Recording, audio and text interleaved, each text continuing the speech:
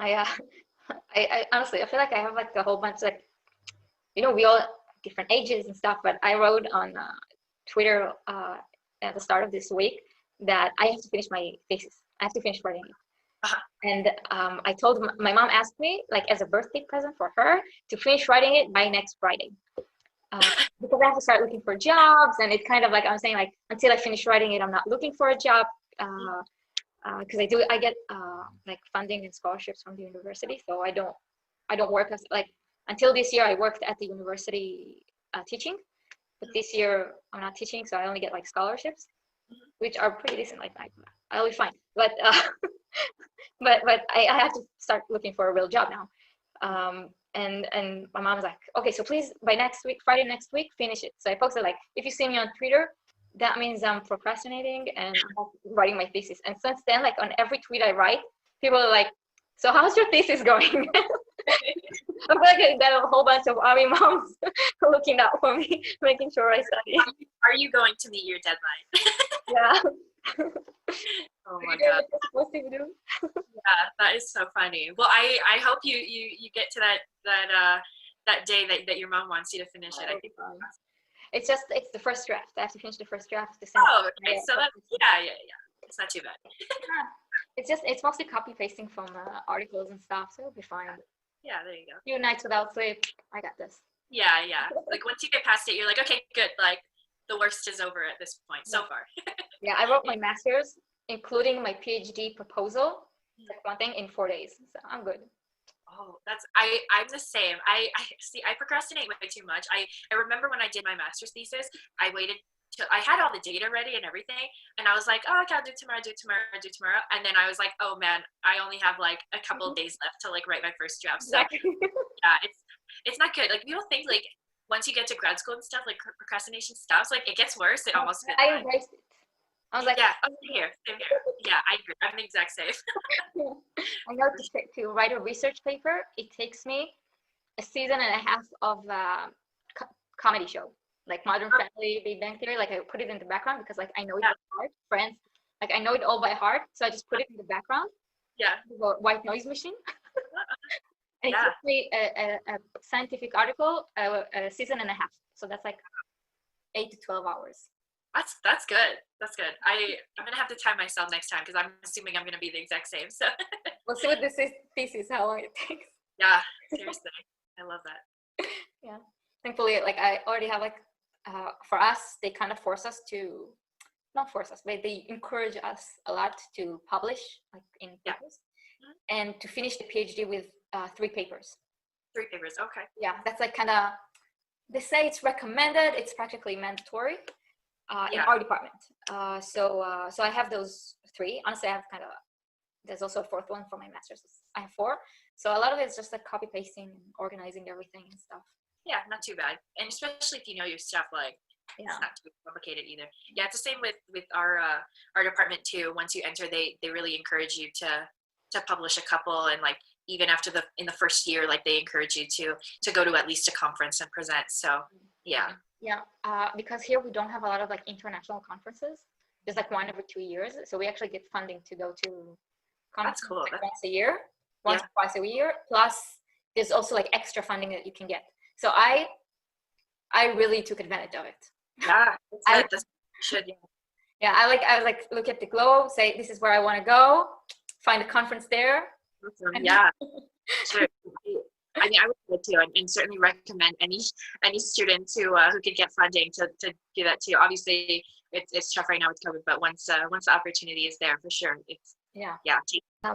Do you, when you look at trends and stuff, are you limited to English, or is it in all languages? Using the BTS tag or? Right. So I mainly keep track of the worldwide trends. So anything beyond that, I don't really take a look at because it would be even tougher.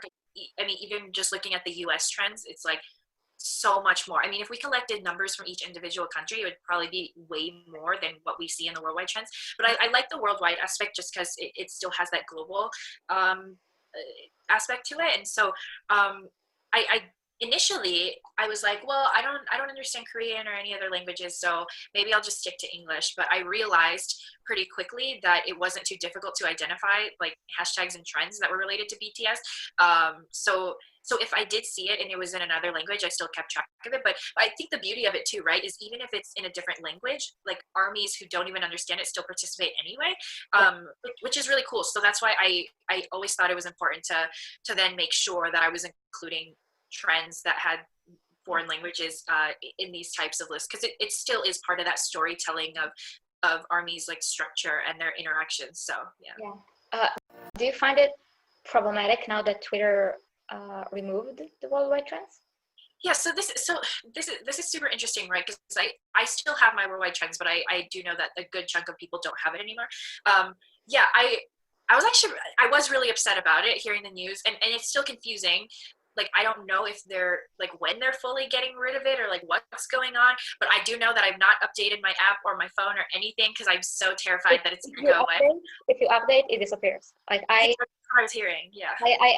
I updated mine for some reason. I can't, like, I had worldwide trends, and then I decided to update, and then it disappeared. And so I have Android, so I just uninstalled and downloaded an old version of the app that still has the worldwide trends, and then it got back. So Okay, yeah. that's the I trick. know some people have been able to like go through their settings and like figure it out and see it again, but I know for like a ton of people they aren't able to see it. So it's kind of a shame. Considering that worldwide trends is something that I've been studying even like during my master's, and it was like a big part of what I looked at. I was pretty mad about it. I don't know.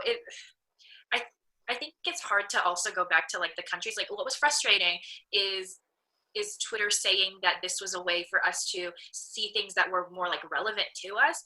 But I mean, we could have opted to change our settings to like more local based trends. Yeah, that option was there. Like, yeah, that option was there, but a lot of, and some people have that, but then there's a lot of people who are like, I don't really care about that. I just want to see the worldwide trends. if I set it to mine, it has hello, goodbye, good day. Like, that's the kind of words, because no one uses this app here. So you get all these, that's so crazy. See, and I feel like I don't think Twitter has really seen like the impact of that just yet. And that's really interesting to me, because you bring up a good point. If people aren't really super active on Twitter, then you're just gonna get like a ton of random words popping up. The word yes. Yeah, I mean, thinking about the purpose and like function of Twitter is like to bring people together from around the world and to share news together. And so it's like I don't really know what's going on with all of that, but I do know a lot of people love the worldwide trends, because aside from the fact, yes, that BTS ARMY, they do take it over quite a bit, but there's a lot of information there that people learn about that they wouldn't have learned like at a local level, right? And so I'm just curious to see what happens if it is completely taken away. Like, are we still, I think someone asked me like, how does this affect like the fandom? And I think that the fandom itself is already so connected in general that I don't think it's necessarily going to affect us on this like level of like, are we not going to be on the same page anymore? Are we not going to know certain things? Because I think word travels pretty quickly anyway, and it's like we already trend stuff by accident all the time. Yeah, so we're like, in the fact that we're so connected as a fandom and like networked on social media, I don't think that that's too big of a deal. What kind of sucks is, I know from the perspective like of a promotional aspect, a lot of armies love that BTS pops up in the worldwide trends because a lot of the general public is able to discover them. So that's kind of an aspect that might go away.